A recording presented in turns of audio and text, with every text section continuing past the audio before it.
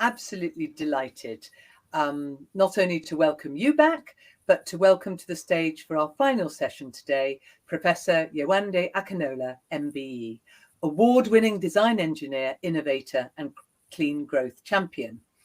Yewande is a chartered engineer, an innovator, a dreamer, and a speaker with a passion for the role of innovation, creativity and engineering in our world today, and an ambassador for clean growth and infrastructure at Innovate UK. And I'm particularly interested about hearing her work on sustainability, innovation and diversity, and how these can and should be applied in the housing sector to tackle climate change.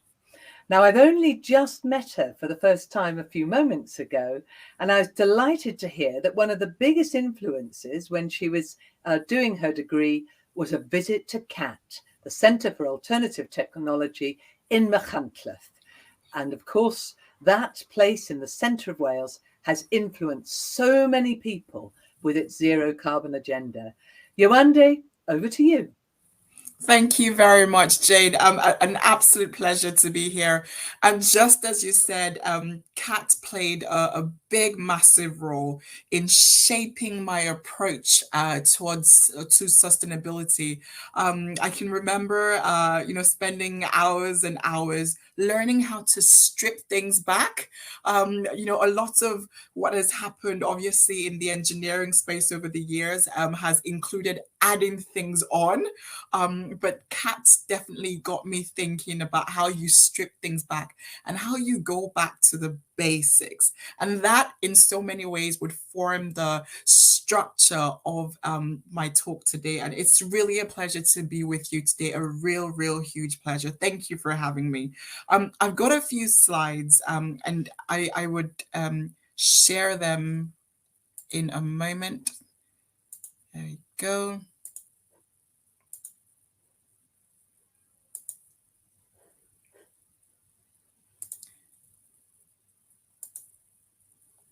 Excellent, super.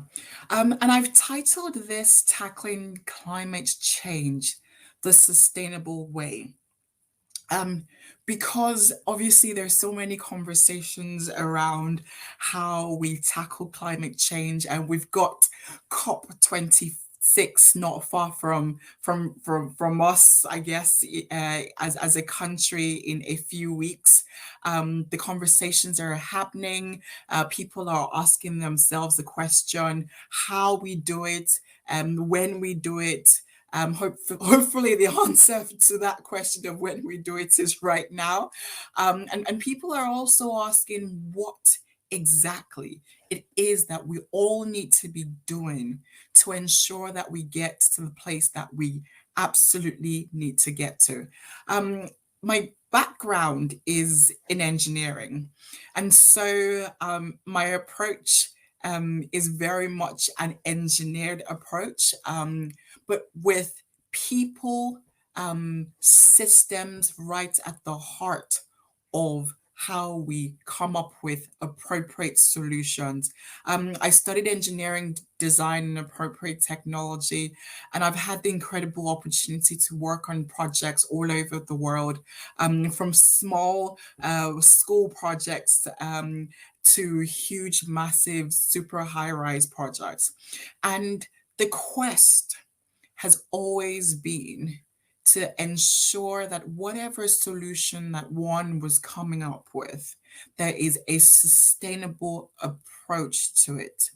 And sustainable approach is very different to a sustainable product, right? It's very different to just being able to pick something off a shelf and, install it in a building, and all of a sudden a building is a sustainable building.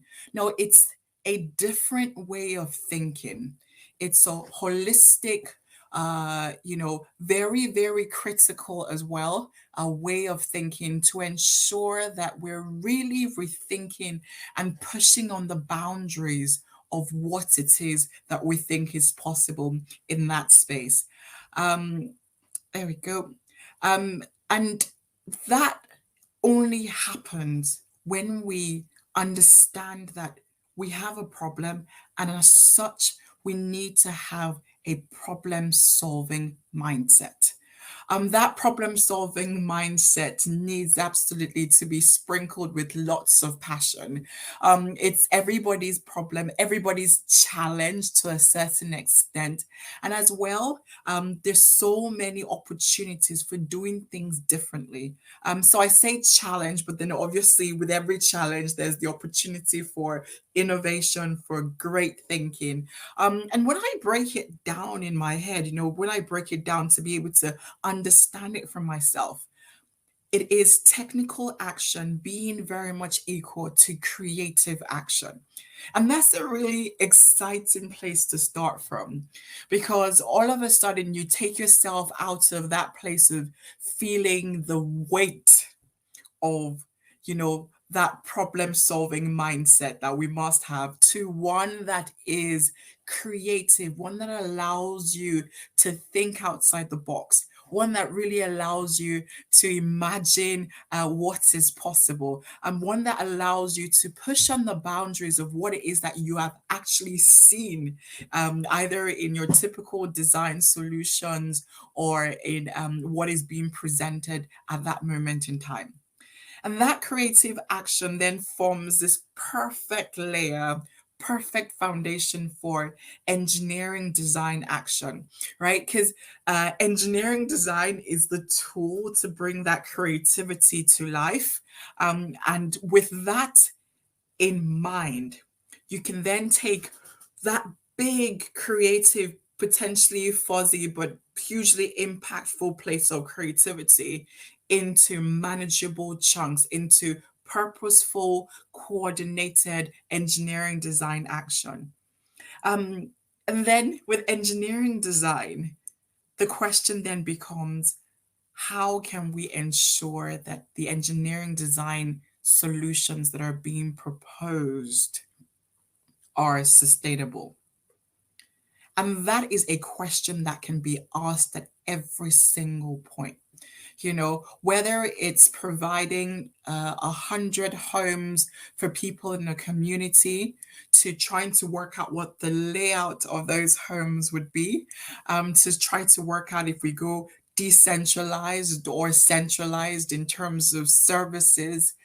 The question of sustainable action and sustainable design solutions forms the basis for what then would transform the offering to be completely sustainable. And I always like to say to people, it needs to be fueled by passion, ambition, and ability. Because what happens, and I speak from experiences, you obviously start with all that enthusiasm at the start of a project. You start with all the amazing things that are possible, and you very quickly need to top up your passion and your ambition levels, because you then have to overcome challenges such as, are the right products there in the market? Is the supply chain able to deliver? Testing out the new ideas that you've come up with, etc. So it really needs to be fueled by passion, ambition, and ability.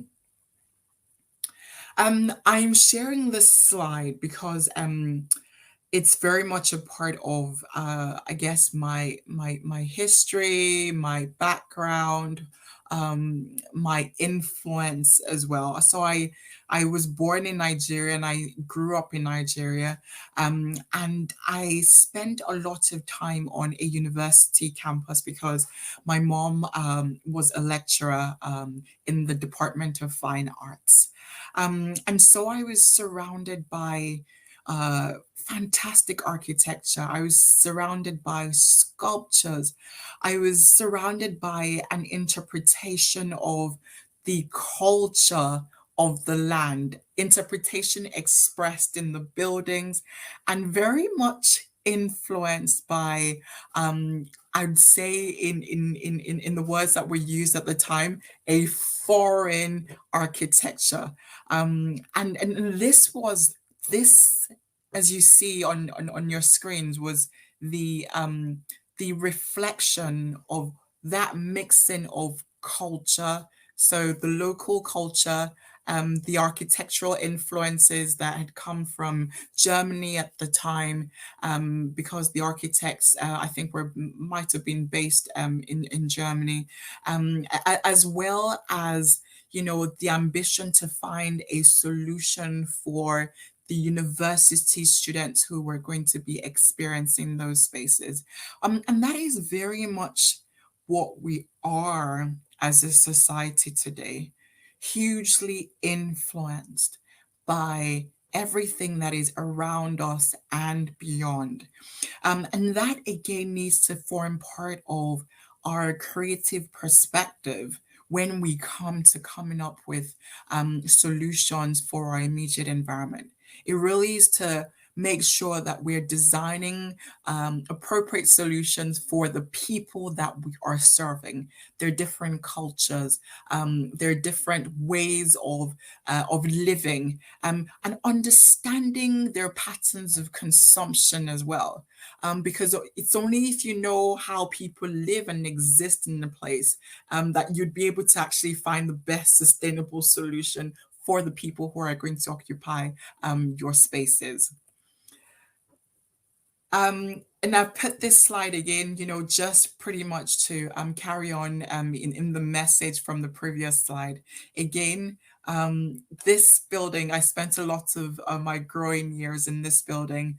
Demasmoko was my mom's mentor. And she spent a lot of time, with him, learning from him. And again, this building he built using the materials that were locally available, pretty much where the building is. And that again, back in the 60s was a concept that people understood, right? It was a concept that artists and architects appreciated because, again, it was a reflection of the availability of what was around. It was a reflection of the sustainable, I guess, thinking that we all really truly have. It's a lot more of a challenge these days, but it is possible. But again, it's so important that we understand that the concept of sustainability is looking to our immediate environment to ensure that we are using what it is that we find in our immediate environment and also reflecting the cultures and reflecting the people that we have in our immediate environment.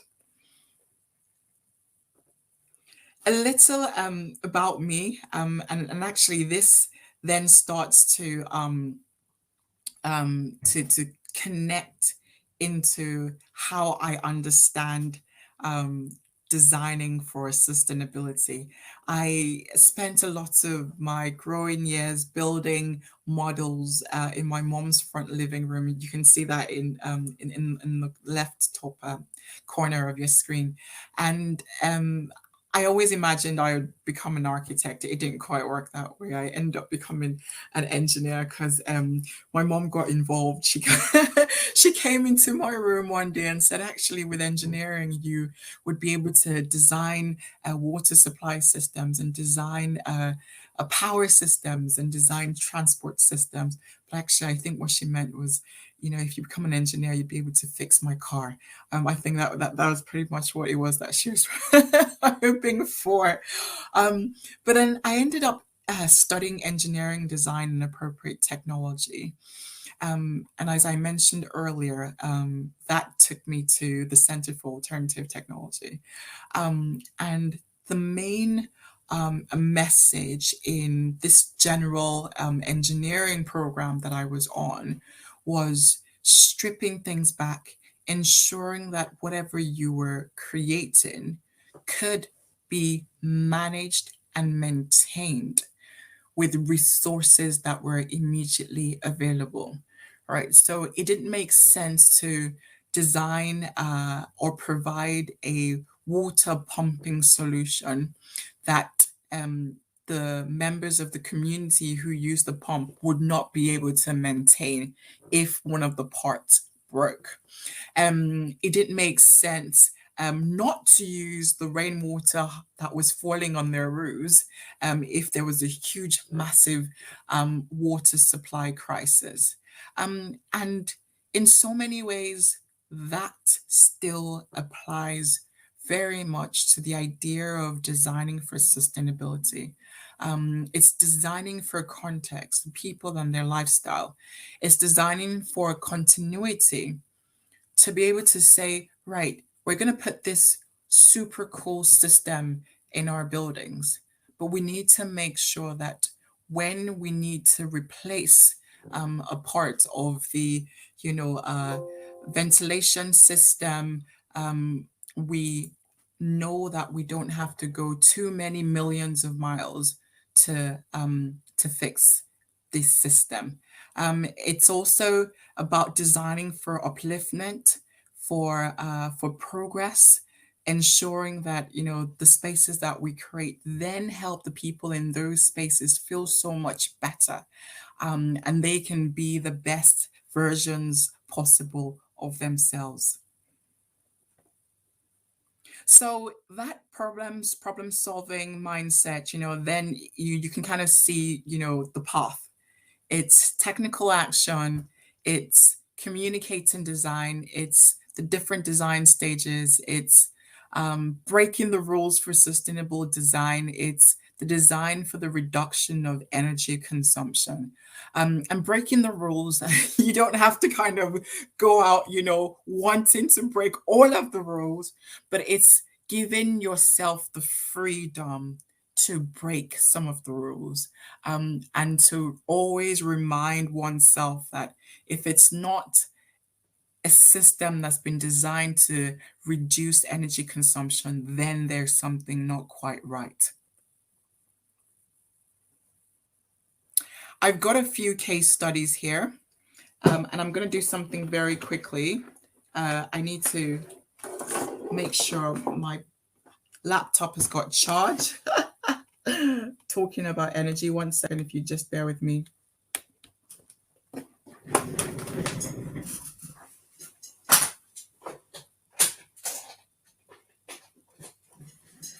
And we're back. I've got this case study because I think it really explains the concept that I've been trying to share. I worked on a water supply design for a school. It was only a school for about maybe 300 to 400 students, actually, maybe even less, actually.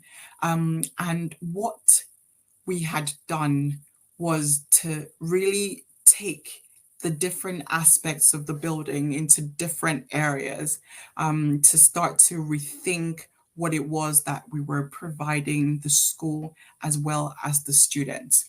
There was a lot of work done to ensure that the actual fabric of the building was sustainable. And then what we really, were hoping for as well, at the start of the project. So the architect had come up with this great idea, in terms of the fabric. And what we then had to do was ensure that the actual services within the building, the water, the energy, mirrored the efforts that had been put towards ensuring that the actual fabric of the building was sustainable. Right. So what we did, and you can see me there with my friend and my colleague, was to look at the water supply system to say, actually, how can we find a way to tell this water supply story, engage with the students, and remove the energy consumption aspect to it. So I say remove the energy consumption, but reduce the energy consumption of the solution that we're coming up with. Rainwater harvesting was our solution. Anybody who knows a typical rainwater harvesting solution knows that you collect water off, that's water that's flowing, that's dropping on your roof, and you channel it through a gutter, and then you channel it to a tank somewhere. It might be an underground tank. It might be something as basic as a water bottle, and then you then use a pump and then direct the water to wherever it is that you need to get it to. Now, it was very important for us to ensure that it was such a lean solution in terms of energy consumption. So what we did was break the law, in quotes, right? The rainwater design law as such. We decided to take out the energy consumption aspect of it by removing the requirement for the pumped water back into the system. We took out the cisterns, put them directly under the outlet for the rainwater to then flow directly into these pretty much enlarged cisterns. So the students could actually see the water coming in directly from the roof into the cisterns, because you can see the viewing turrets there, which then meant all we used was gravity. These tanks or enlarged cisterns pretty much sat in the toilet cubicles, and the water would come in directly. We had, I don't know if you can see, but we came up with a filtration a device as such, and just channeled the water through the filter directly in the rainwater outlet. And then the water just kind of went into the tank, and the students could just flush directly from the rainwater stroke enlarged cisterns.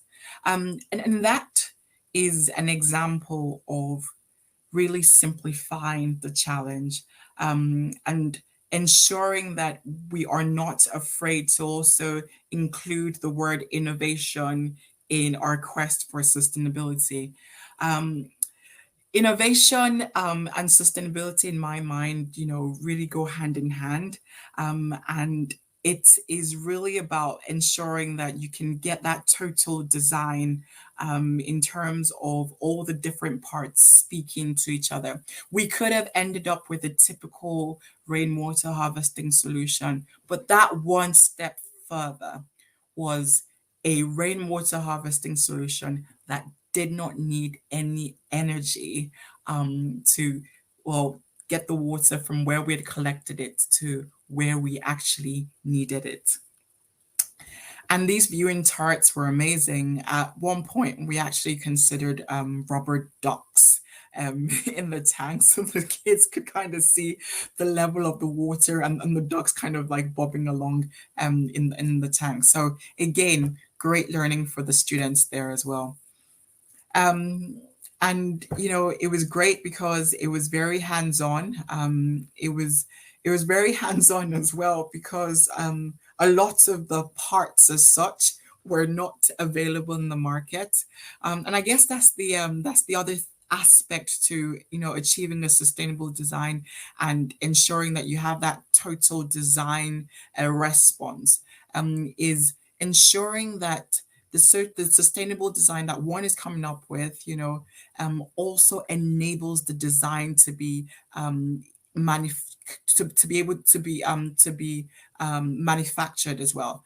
There's no use at all, in coming up with a solution that cannot be manufactured, either because it's too complex or the materials and component parts are not available. A design is only complete when one can imagine and confirm how it is made, manufactured, used, and maintained. And the principles and sequencing of design solutions are mostly applicable across industries. So it's whether it's a roofing solution, whether it's ensuring that you've got the right facade, or it's a services solution. It's ensuring that the design for components also matches with the intersection. So whatever it is that your design is interacting with, as well as the dependencies. Um, I have spent quite a lot of time in construction as well, and actually for a housing association, I'm sure this is something that is always very much on your radar, um, and as we start to um, experience a bit more courage in exploring different ways of constructing homes, schools, colleges, public spaces, whatever it is. We are able now to progress in a different way with what it is that I'm showing you on the screen. Knowing that a design for a manufacturer is a component part of that process, knowing that your supply chain is a big part of that process, and knowing that the people that you work with and the teams that are formed to tackle specific issue are a huge part of that process. Making sure, obviously, all the tests that are needed to be done to make sure that the space is safe for people to occupy, all those tests are carried out. Designing and ensuring that design certainty, so it's designed, it will work. And of course, finding the right projects to progress the right ideas. And I think that is very, very key in the sustainability conversation. Ensuring that, we're not trying to, badge on one way of thinking on projects that are just not right for that way of thinking. Um, I'm going to go through these slides quite quickly because I've been talking quite a lot, and I'm nearly up to my time. But then ensuring that whatever it is that is part of that design process, that whatever the component parts are, they allow and enable innovation, because I think it's with the innovation bit that we get the step change, that we get the accumulation of efforts, which allows us to then go on and do even bigger and better things in the sustainability space. So ensuring that we're also taking the lessons from previous projects and really passing them on to the next project. So whether it's breakthrough innovation, whether it's sustaining innovation, whether it's basic research, or even disruptive innovation. And going through these different stages, you know, from the initial idea where we think, okay, this might be a possibility, right? This might be something that, we think we can incorporate into our project. This might be something that might serve the people that we are looking to provide a solution for, to ensuring that that concept gets to the point of concept readiness. Very, very important. Backed by in-depth analysis, backed by digital engineering, backed by an understanding of the cost and the cost implications, and then taking all of that to a place where we have nearly full confidence that we're able to deploy it to projects. So if we're trialing on a pilot, ensuring that we're achieving that pilot readiness, we're assessing the impact, we're making sure that all the, interdependencies, the support functions are all speaking to each other.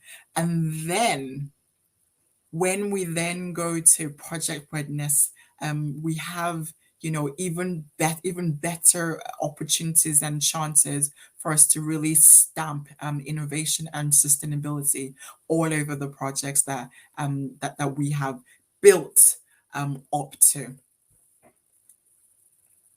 I've put this here as well because I think it's so important to ensure that we remove the jargon in the conversations that we have around sustainability, to be able to make sure that we are able to take everybody on the journey, right? So the people that occupy our spaces, the people that we interact with, our design teams, our supply chain, our contractors, our strategy consultants, to ensure that we can simplify the message. Politicians, to ensure that we can simplify the message, to be embracing of the different communities, and the different groups of people that we would be reaching out to and communicating with. Now, I love it when I share this with friends. And it really is a reflection of where we are in 2021. Last year and this year, I ran a work experience week for students from all over the world. And just as you can see on the slide, they were from England, Scotland, Wales, Ireland, Singapore, Malaysia, Hong Kong, Australia, from all parts of the world. Now, they had never been together. It was the first time they were meeting. It was all online. We drafted and designed some brilliant sessions for them. They worked together on design activities. They heard from engineers all over the world. And at the end of the work experience week, this is what this group of people who had never met each other, who were dialing in from the different corners of the world, this is what they came up with. Young students from all over the world. There was a consensus. There was a singular message in their designs. They all saw sustainability as pretty much at the heart of the solutions that they needed to be coming up with. They all looked to the societies they were in for inspiration, for the different solutions that they came up with. And to think that they are our present and our future in terms of the shapers of our built environment was extremely encouraging. And in so many ways, a reflection of what our organizations really need to be doing, and how they need to be shaping their teams to come up with solutions for our immediate environment. So, how a housing association can contribute. I'd say understand the context, create the process, definitely. Creating the process is the prerequisite for enabling the process. Questioning and challenging the process as well as sprinkling passion throughout the entire process. And that's very important. I'd say understanding the context, is that big start and that big opportunity as well, because, housing associations understand the people that they are designing for, their patterns of consumption, and as such, are in such a good position to be able to design sustainably, and ensure, I should say, sustainable design for the patterns of consumption that they understand the people that they're designing for, to consume.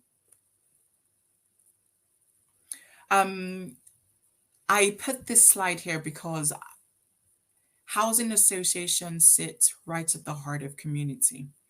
And naturally, if there was a big, massive call to action, I would say, what's an incredible opportunity to reach out to community, to engage community with academia and supply chain to make sure that groups of people understand what it means to be sustainable, understand why it is important to be sustainable, and have the tools that they need to be sustainable. So I'd say housing associations are, can be a potential ambassador, champion, creator, enabler of people coming together, the right people coming together, uh, the right supply chain coming together as well, to ensure that we can then track the innovation that we need to then go back into our processes, to then go back into the spaces that we create, to then go back into the people that we're designing for, to ensure that we have that solid foundation of designing for sustainability throughout our different communities. Thank you very much for your time. And I've gone over by a few minutes, but it'll be great to take questions.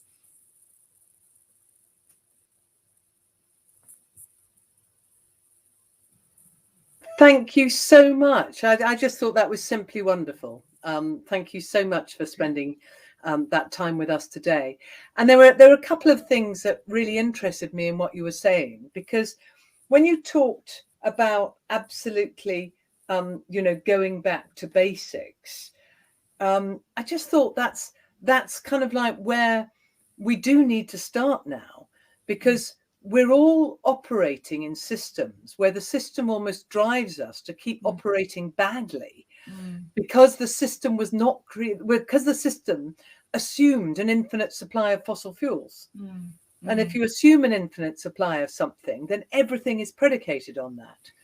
And yet, if you're going to do as you did, very much, I think, with that water pump example, which is, ask a question that nobody's asked before, which is, is this going to contribute towards emissions? How can I stop it? And if I'm going to do that, then I'm actually going to start asking this question in everything I do. And so sustainability and innovation are absolutely strong bedfellows. So I thought it was quite interesting as well that when you I've dug out this from, of course, the Centre for Alternative Technology. Yes. Rethinking the Future. Wow. This one was published in 2013, and there's an updated version that's actually under my computer at the moment, published in 2018.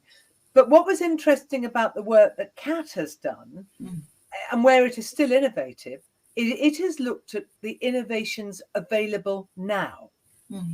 And yet we hear a lot, particularly in the context of COP and the UK government, for innovations that might be available in the future. But we have enough, or do we have enough innovations now to get on with this job? And what do you think are the exciting innovations that might come down the line and help us?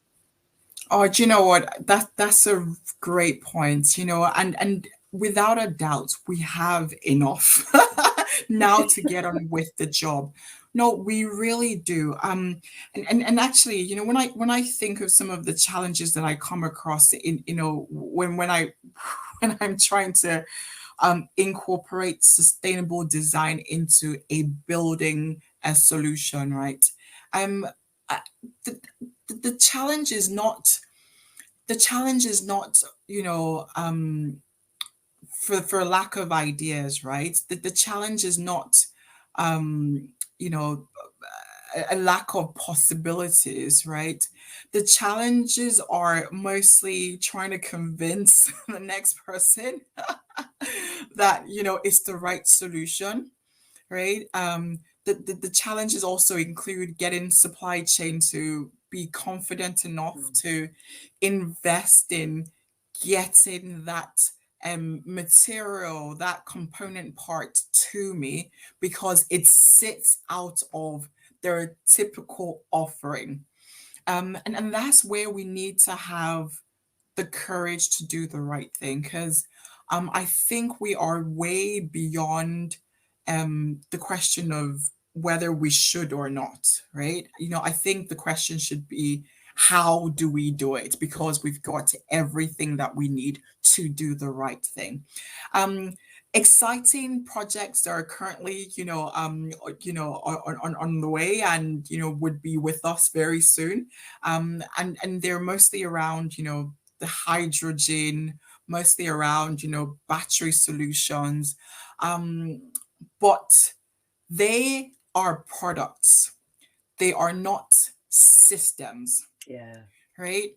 Yeah. And actually, what we need to do right now is ensure that we're designing the right systems for the products to then come into and, fit into and make the systems more efficient.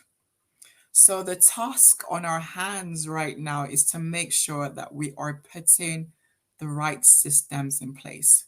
Yeah. You know, And that's absolutely fascinating here in Wales, because when you talked about the quest about the sustainable approach rather than the sustainable product, normally we go for the thing mm, rather than the process. mm, But uniquely in Wales, there is a Wellbeing of Future Generations Act mm, that both talks about low carbon and innovation in a new definition of mm, prosperity, mm, and importantly, enshrines 5 principles in the legislation, which I've always thought will be, in fact, the most influential. It requires all public authorities to think long term, to be preventative, to mm, collaborate with each other on outcomes, to involve people about whom decisions are being made, and to integrate the outcomes. And thinking like that is thinking in systems, as Donella Meadows would say. But we have a question from one of our delegates, Yewande. We know that net zero housing needs to work for the people living in those homes. How do we design and retrofit our homes with tenants in mind? That feels such a good final question for this session. It's a brilliant question as well, because it touches on existing buildings, right? Which is extremely important, because there's absolutely no sense in going in condemning our existing building stock. Well, some need to be condemned, but we really need to make sure that we are retrofitting where we can. So that's point one. The second point is, this is where data starts to help us, understanding how tenants live Mm. in 2021 is very important. Now, very, very different to how tenants lived in 2019 pre-pandemic. 2021 presents completely new challenges and a completely different data set as such. And if somebody was carrying out a survey right now to find out how many hours a certain type of tenant spent in their homes in 2021, it'd be very different to what Yeah. they would get from 2019. Yeah. And that's very important. So in 2019, there was a lot of focus on commercial buildings, offices, ensuring that offices were sustainable, etc. And now actually we're asking ourselves, people are spending a lot more time in their homes. Um, what does this mean for energy consumption? What does this mean for policy, right? Because all of a sudden people are consuming more in their spaces. And how do we ensure that they have the support that they need to be able to bring in all the sustainable aspects in the building and in the building's operation as well? So I think that's very important, finding out what that tenant's lifestyle stroke, living arrangement is, and then it, you know, influencing it to ensure that they can live sustainably. And actually, how do we do that? By putting the right solutions in the spaces. From getting people to wear, a warmer jumper in their buildings, or helping them have, that interaction with their energy consumption. So whether it's a visual, using technology to interact with them in that way, helping them be interested enough to let housing associations know how they're consuming energy in those spaces. All of that helps contribute to that collective effort. No, that's a great place on which to finish. And we had a very good workshop that took place at lunchtime with some really interesting considered research led by the Welsh School of Architecture, which actually demonstrated a whole range of buildings across across nearly 100 years, and then looked at the retrofit solutions. And they were different in every case. And so it was no building can be treated the same. And I think it's that we have to understand that actually we're talking about people's homes. And if you're talking about people's homes, you then have to factor in the way people are living in their homes in terms of the decisions being made. So thank you so much for joining us today. It's been a wonderful contribution. And I think that whole idea about if we're thinking in systems, our processes will lead to different outcomes if we make sure we design processes that can lead to sustainable outcomes. Whereas if we don't follow processes that lead to sustainable outcomes, are we surprised when they're unsustainable? Thank you very much. Thank you so much. It's been an absolute pleasure. Thank you. Well, we've come to the end of this very, very important conference. We've looked at so many things during the day. From Luke Murphy, we talked about the importance of a just transition. And we know that although it's a big job, that the expertise is already here. There are many job opportunities on the way. We know that housing associations themselves are doing a great deal. We know that tenants are demanding action. And we know that there are all sorts of projects that transcend the housing agenda and move into the climate and biodiversity, i.e. the nature agenda as well.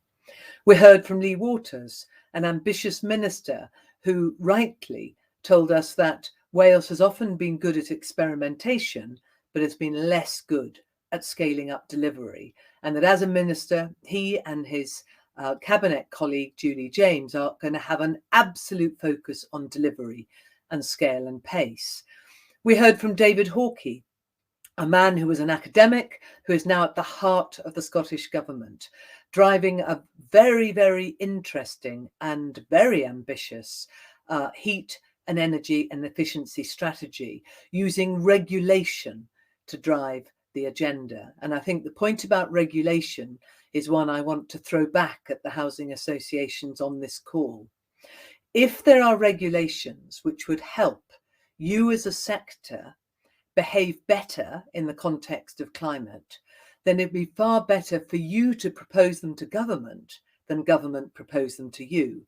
Because a key message from most of our contributors has been that top-down delivery without engagement does not work. And finally, we heard from Yewande Akinola, a dreamer and a doer, an actionist, somebody who has been determined throughout the whole of her life both to inspire but also to ensure that she uses her systems thinking and engineering in the context of taking the agenda forward. I wasn't able to attend all the workshops, but I'm confident that the practical input that I referred to in my conversation with Yewande in the first workshop will have been similarly reflected in the others. And I do want to thank all those who have put the time and effort into putting this conference together. The timing of this conference is opportune. The circumstances in which we have made time to come together today to look at a future at this particular time is really important. And it's really important because we have for too long, probably all of us, certainly I acknowledge it, talked about the need for action, used the rhetoric of action, but may not have created the processes for delivery. So I hope you've all enjoyed today and be inspired by the conference as a whole. CHC is really keen to hear your views on the conference and hope that you'll complete the conference evaluation form that will be with you later this week.